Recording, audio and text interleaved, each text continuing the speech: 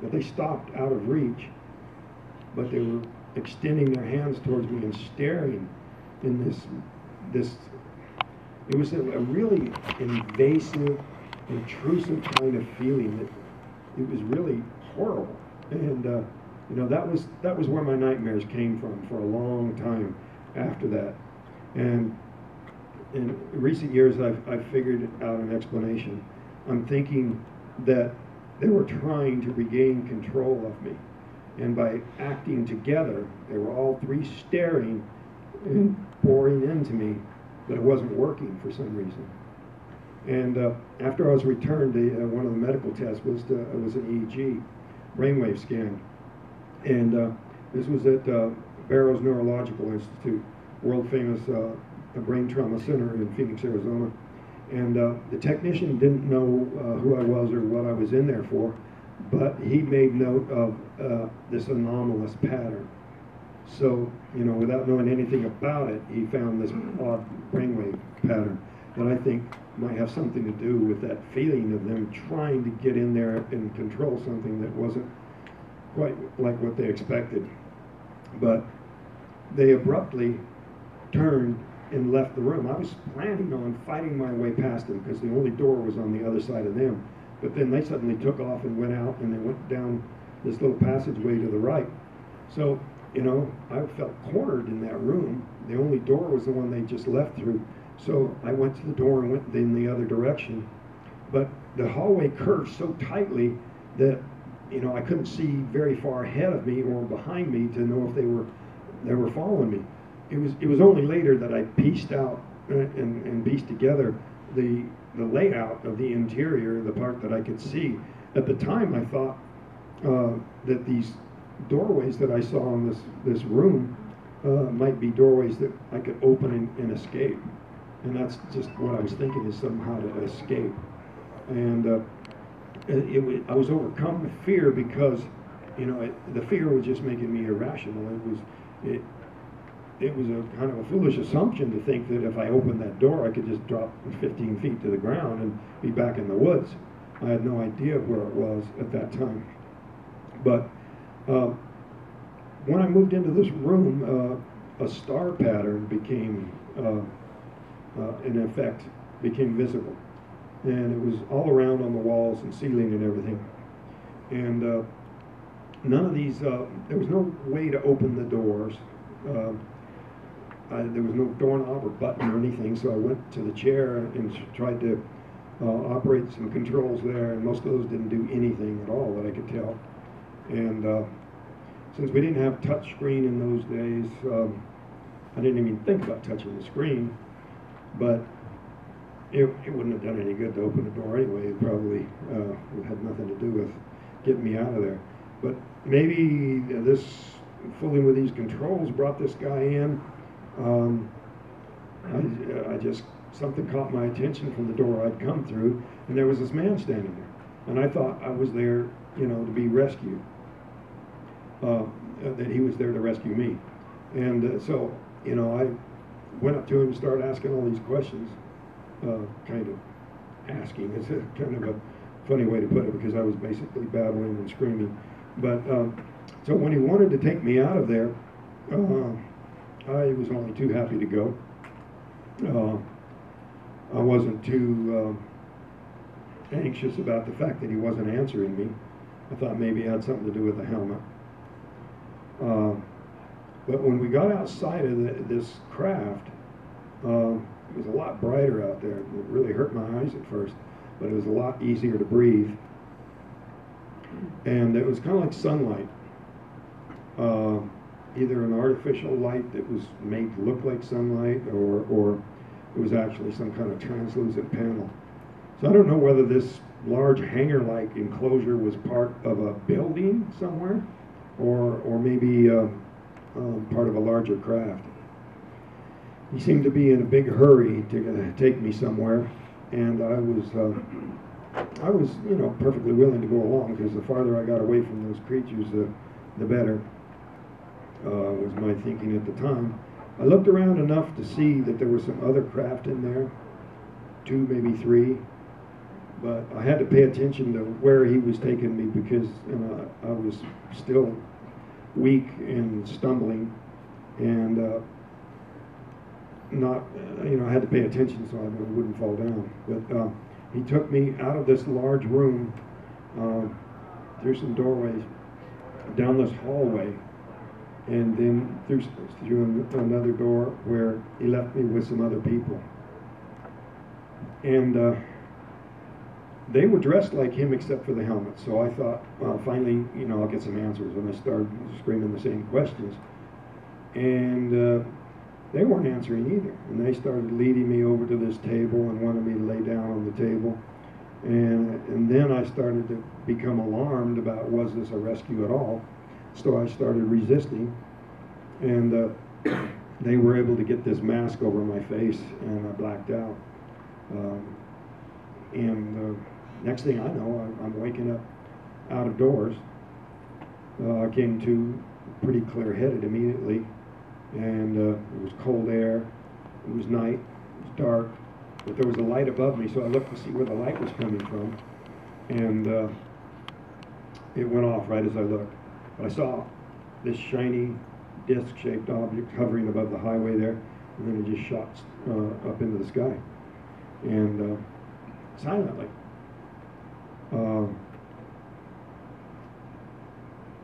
The immediate effect was relief. I felt free finally. Being an outdoors type of person. Even though it was dark, I was outside and in familiar surroundings. I recognize this stretch of highway as being the highway down into Heber, the town nearest where this happened. So I ran down into the town, and there was a building that looked like somebody might be up in there, and I pounded on the door and nobody came. So I went on down and found a telephone, and I called my family, and it was quite a shock to learn how long I'd been gone. At that point I thought it was still the same night, but my brother said, Travis, feel your face. He said, you've been gone for 5 days. I looked at my watch. The date had changed. I just couldn't take it anymore. I tried to talk to him. I tried to tell him what had happened, and I just couldn't get it out. It was just too traumatic to say it.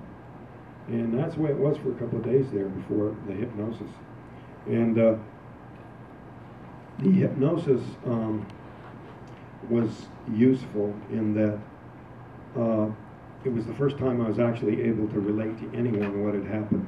I was so incredibly traumatized, I was just hanging by a thread for days. Our famous UFO skeptic was making all kinds of theories about where I was, but luckily the operator broke the law and listened in on the phone call and notified the sheriff, who came and dusted the phone booth for prints there, which confirms where I was and all that, But that's a big story all in itself. This UFO skeptic, turns out, had a lengthy file on him with the FBI that I'll get into if you're interested. But it was quite an effort that went on to try to discredit the incident, to try to put it down any way they could. And so it was one accusation after another, and a long, years-long battle of refuting all these claims. There was one that was put around that I was hallucinating on drugs, or that I'd had a transitory psychosis, just temporarily went insane, hallucinated these events, and then went back to normal.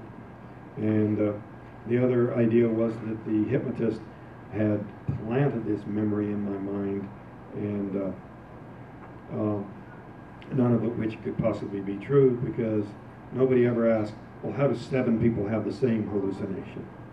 And there's a lot of other evidence against that. I had blood and urine samples that were put through the county medical examiner's drug screen, which proved there was no drug of any kind in my body.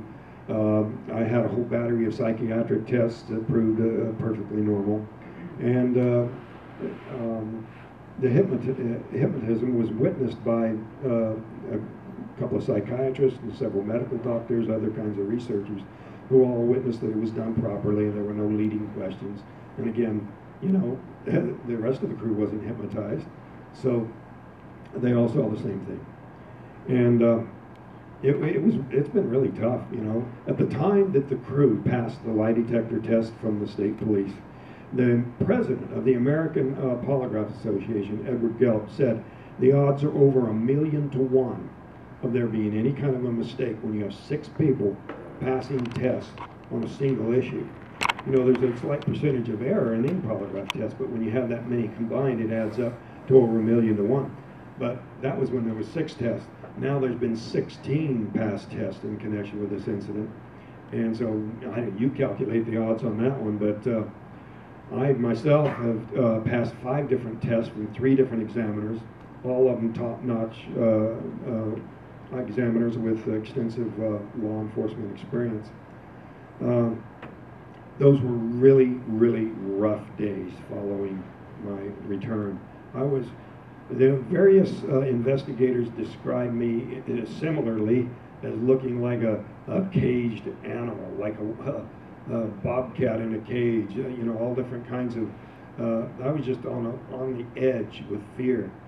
But my brother protected me because, you know, the threat was, you know, that the incredible pressure that was going on would just be too much. I was hanging by a thread, and my main concern was trying to deal with the experience that I just had, not trying to answer questions to the media or the sheriff or anybody else.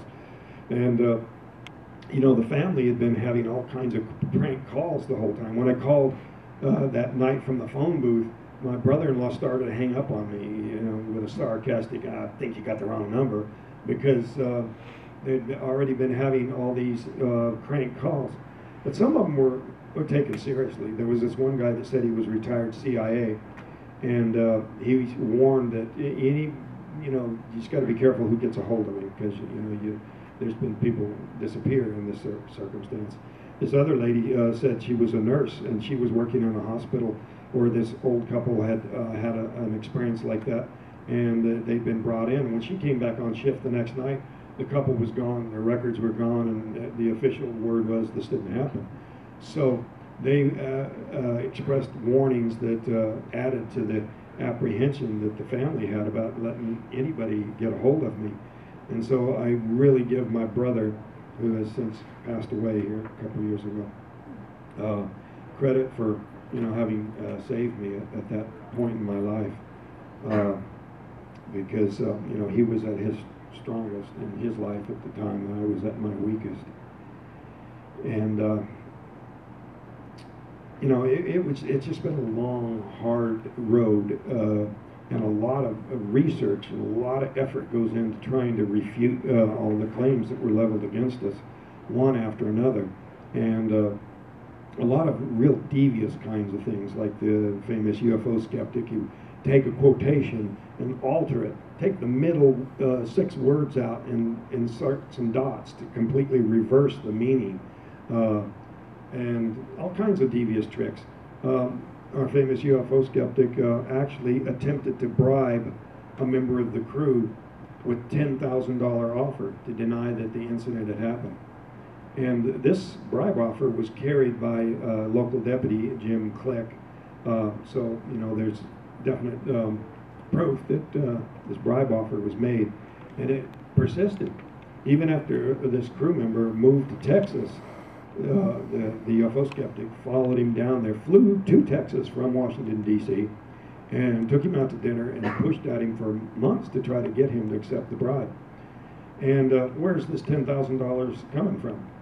Well, it turns out, like I was telling about the Freedom of Information Act FBI file, turns out the FBI had criminal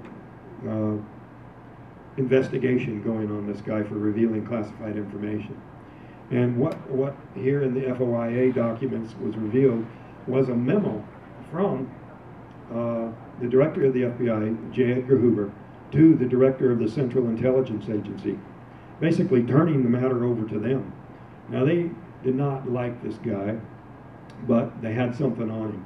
And it's standard CIA recruiting technique to, have some sort of criminal threat against somebody to sort of control their actions. It's not my theory that they turned him into a UFO skeptic. I think he was already headed in that direction. But they got the leverage to kind of control him and also bankroll him, because he didn't have no $10,000. I criticized him for being an armchair investigator, because people like Stan Friedman had actually flown to the town where I lived and met with me and interviewed all of the crewmen and had gone to the site and investigated in person. But this guy was always doing it just by phone. Well, it was only a couple of years ago that I found out that he had flown to Phoenix and had some guy that was telling me about this drive him up to the site. And yet never in any of his writings against the case did he ever reveal that he had gone there. It would have been so easy to refute what I was saying by saying, yeah, I did go there. So why did he cover that up? Why did he hide that? There's a lot of really strange things. For instance, he was hounding Steve, the youngest guy on the crew, to get him to take the bribe. He was hounding the crew boss, writing letter after letter after letter, and never once in all those years, writing part of several books and all these papers that he'd send out to the media, ever made any attempt to contact me whatsoever. Not a letter, not a phone call, not nothing.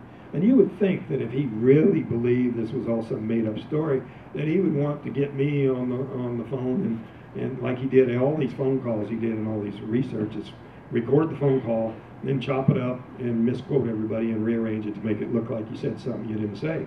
Never even attempted that. Very strange, very strange. Other kinds of things came to light. Right before I went on the Larry King show, I got a call from this guy that said that he had been in the area at the time, very instant that it happened, that he was deer hunting, he was on the next ridge. And this is remote backcountry, and you'd have to be there to be able to describe the terrain the way he described it. I knew he'd been there. So I called up Tracy Torme, the screenwriter on the movie Fire in the Sky, and told him about this, and I gave it no more thought. I found out later, by the time we went to the Larry King show, that they had flown this guy out to Hollywood and interviewed him, but they decided to give him a polygraph test. And they wound up giving him 2 tests. First test, was he really in military intelligence? When he told me he was in military intelligence, rather than, a red flag going up and the alarm bells going off, I thought, well, this is great, that's just good credentials that we have an independent witness with some stature as a witness. But he was in military intelligence at the time, and his superiors told him that unless the crew was actually indicted, you see, they were accused of murder, but there was no indictment. They said, stay out of it unless they're indicted. And so he said he'd always regretted not coming forward. So he passed the test about being in military intelligence. He passed the part about seeing the glow of the craft through the trees, and even seeing the blast of the beam. But when they gave him another test about having secret communications with our UFO skeptic and that gang, the group that he's from, he flunked. And so a lot of very curious things about this whole thing. There was a federal criminal investigator that came in and wrote up a confession and tried to intimidate Mike into signing it, and he refused. We found out later that he'd gone to the sheriff and got a copy of the sheriff's investigation about the UFO incident. And there's been some other things concerning the IRS harassing the crew boss, and all in connection with this incident. But again, very strange, all centered on these other people and not me. So I'm going to go ahead and start taking some questions, because there's so much to tell, that we can't get into it all. I could probably sit here for a week and talk to you and never get all my questions answered. I guess one, do you know where the bees came from? Do you think you were visited by them again, and what do you think they are fighting on? Well, I'm glad you're asking those questions rather than telling me, because you'd be surprised.